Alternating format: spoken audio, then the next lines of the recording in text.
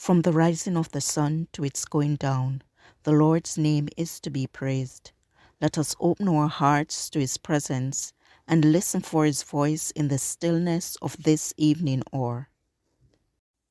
Our evening sacrifice, the desire of ages, chapter 15, at the marriage feast, November 13th. Happy the home when God is there, and love fills every breast, when one their wish, and one their prayer, and one their heavenly rest. This chapter is based on John 2, verse 1 to 11. And saith unto him, Every man at the beginning doth set forth good wine, and when men have well drunk, then that which is worse. But thou hast kept the good wine until now. John 2, verse 10. As men set forth the best wine first, then afterward that which is worse, so doth the world with its gifts. That which it offers may please the eye and fascinate the senses, but it proves to be unsatisfying. The wine turns to bitterness, the gaiety to gloom. That which was begun with songs and mirth ends in weariness and disgust.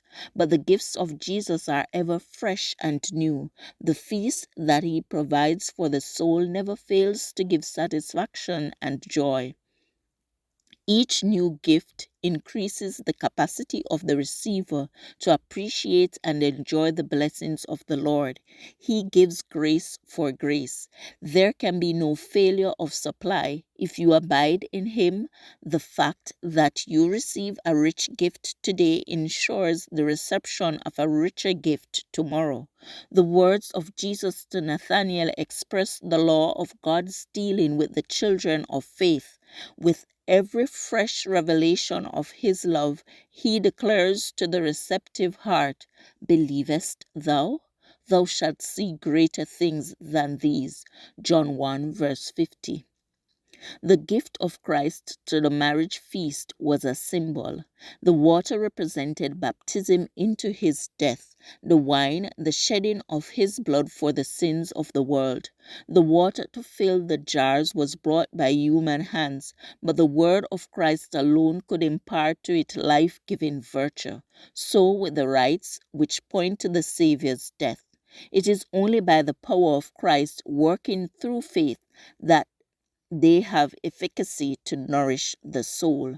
The word of Christ supplied ample provision for the feast.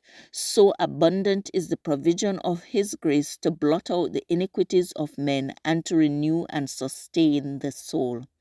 At the first feast he attended with his disciples, Jesus gave them the cup that symbolized his work for their salvation. At the Last Supper he gave it again in the institution of that sacred rite by which his death was to be shown forth till he come.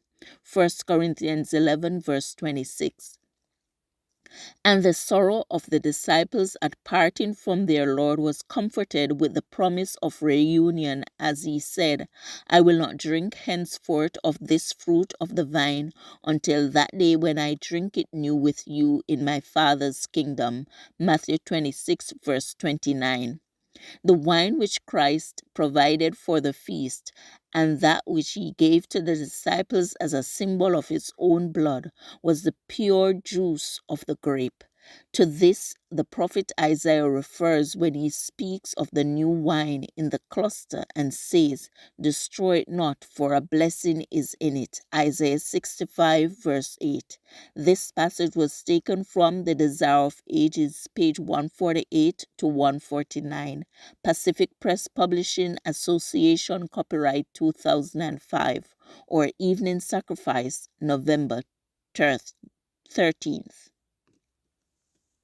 I encourage you to connect with God and receive strength to overcome obstacles each day. Thank you for listening. Please join us tomorrow as we offer up our evening sacrifice.